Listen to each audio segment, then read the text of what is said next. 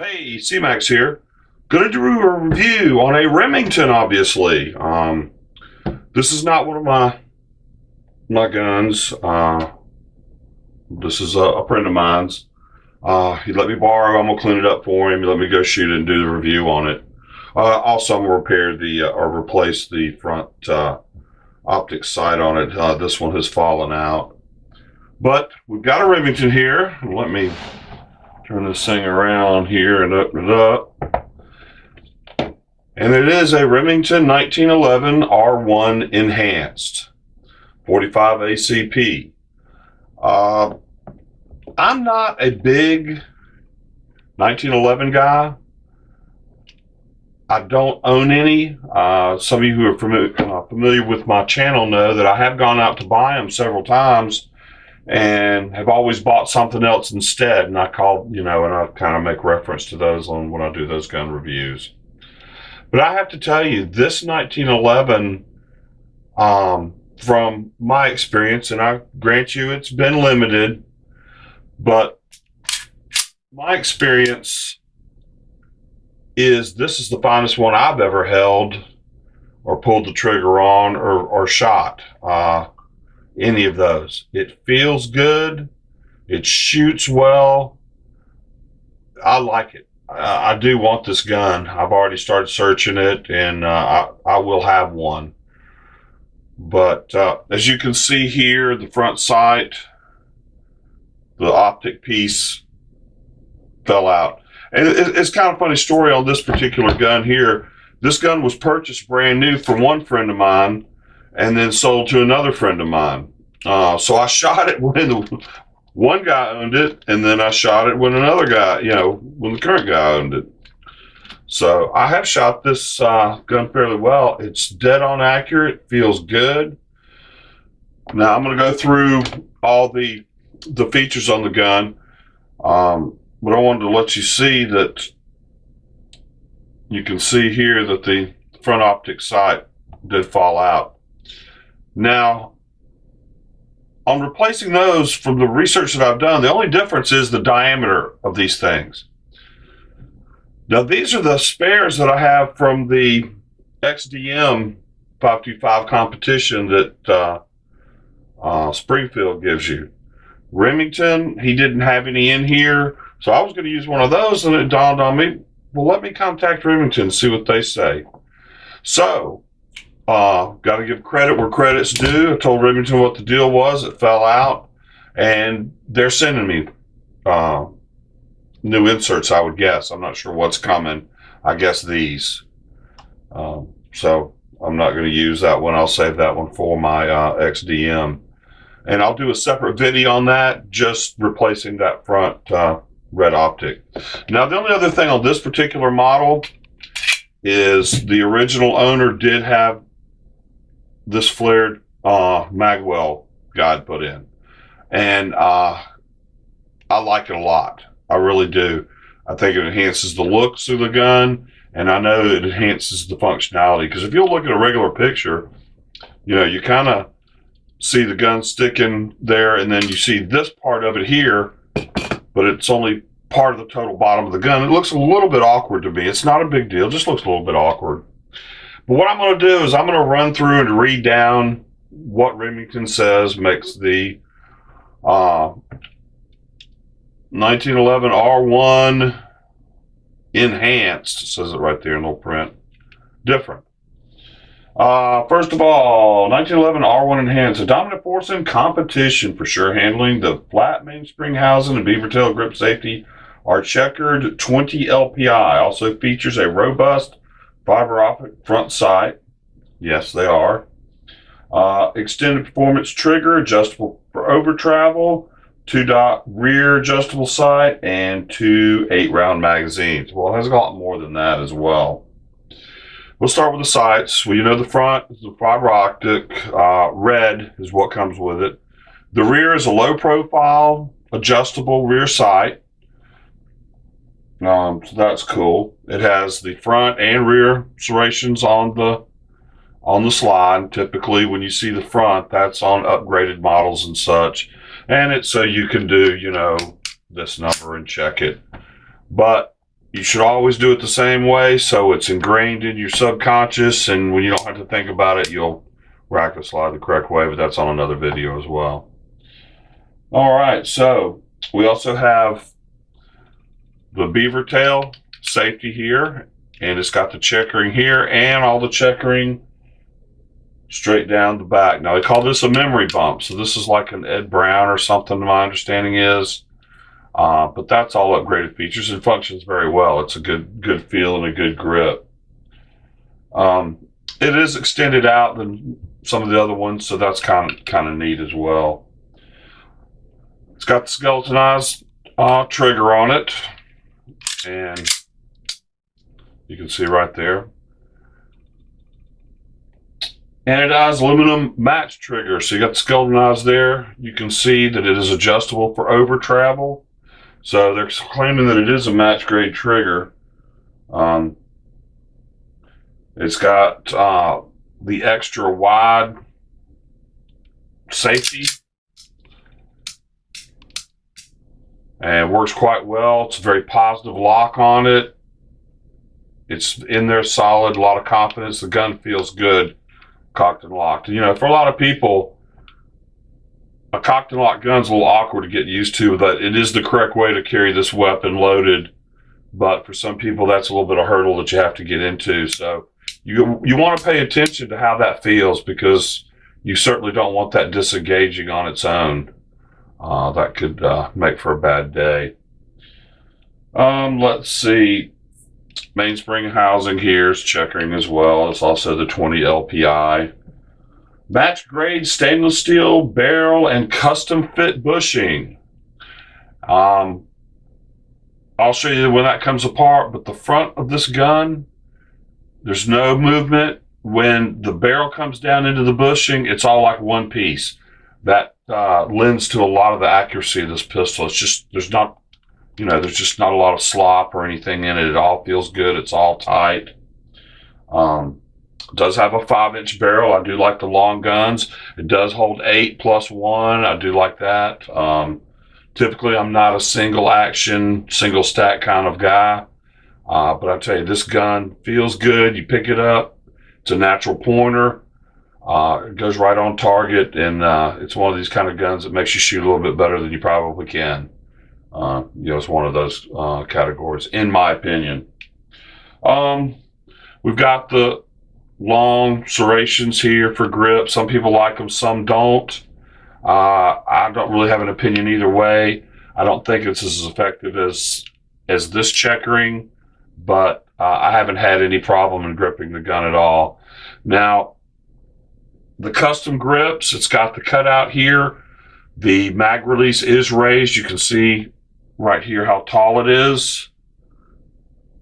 So, but if this was my pistol, as my regular subscribers know, I put Hogue stuff on just about everything because I really like the way it feels. I would have to put Hogue sides on this because the Hogue rubber, to me, even when my hand's sweaty, it just seems to stick to it. It gives it such a positive grasp on it. I like it. Usually that's one thing I'll do to just about every gun I own. Is replace and put the Hogue rubber on it. I really like that. 8-round magazine. Now, the other thing they talk about is the precision machining, and they're exactly right. These things slide beautifully, feel great. Go to a store. It's got one. Pick it up, mess with it. You're gonna see what we're talking about. It's well made. I've taken this one apart a couple of times. This one is dirty. I'm going to do a big cleaning on it. But I wanted to put it back together to do the review. Length of it is 8.5 inches. It's 5.5 inches high. Don't have a weight on it. I'll check on that and maybe put that down. And one other thing that they've done on this model is the ejection port here is lowered, so it goes down further here, and it's also what they call flared, which is supposed to help in reliability as well. So that's another neat kind of deal they have. Now the trigger, it's reported that it's anywhere between 3.5 and 5 pound trigger. I would agree with that with feel, but I did put the old Lyman Digital trigger gauge on it. This one here is 4¼ pounds average. So that fits. Very good pull, very good feel to it. I have not messed with the over travel on this particular gun. It's not mine, but it's very easy to manipulate the hammer without pulling the front sight off at all. Very accurate gun. And that's about it on it. I do want this gun. I'm not a big 45 fan per se. I've got a Glock 41. I've got a couple of Thompsons, but that's about it in 45 ACP. I do reload for it though. I've shot my reloads through this one several times. Not a hiccup. Works great. Magazines seem to work fine. Both of the 8-round. I'm assuming both of these are the OEM because it does pretty much state that it's comes with 2 magazines. So I'm assuming that's what those are. Okay, so no magazine. Let's do it right. The gun is empty. So what we want to do is push this down.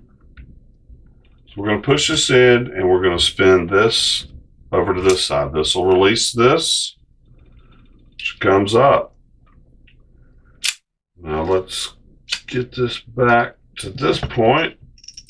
And what you want to do is there's 2 notches on this gun. The one in the front, which holds us to slide back, and then this other smaller one, that's what you're going to line up with the tip here. Once you do that, push it, this indentation here from the bottom side, and you'll see it start to separate from the frame. Comes right up, comes out, and that's it.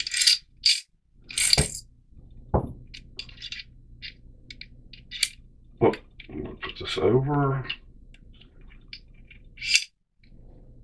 to this side, unlock it. That is a fitted, custom fitted for the barrel, so she all locks up as pretty as you please. But just like any other 1911, that's how she breaks down. Now I'm going to clean all this up. You can't really tell. You might be able to tell a little bit. It's hard to see, but the barrel tapers out. Now you will feel it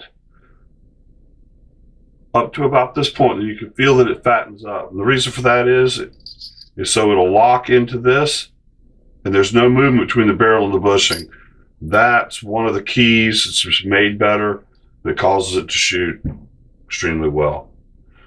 All right, let me put a cleaning on this thing, and we'll put it back together, wrap this up. Be right back.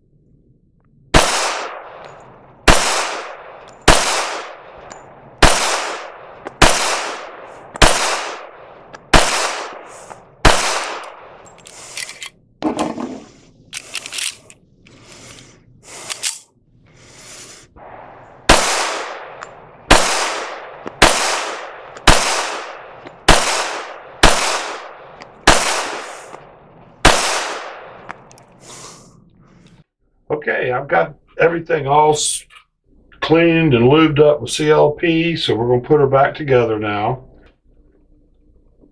We'll do this. Let's put the barrel back in. And you'll see this is notched right here. You can see that. Let me get up here real close. There we go. This rides along the barrel like that. So that's the only thing you have to know to do. So you just take the slide, this down, just put her in place. And she just rides along the barrel like that. Okay. And what we're going to need to do is lock the other side.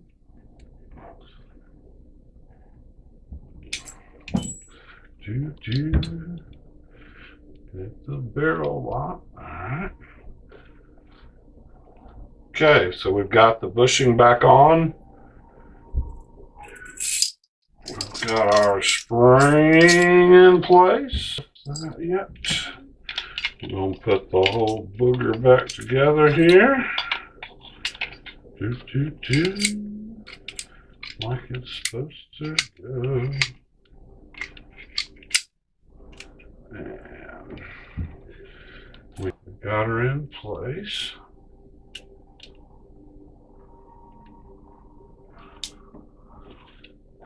So right in that notch. When she lines up on that notch, puts it all the way through, locks her back into place. Now let's push this down. We have to push it below the bushing and slide the bushing over into place. And there she is. Remington 1911 R1 Enhanced. Very, very nice pistol. Okay, well, that's going to wrap it up on this.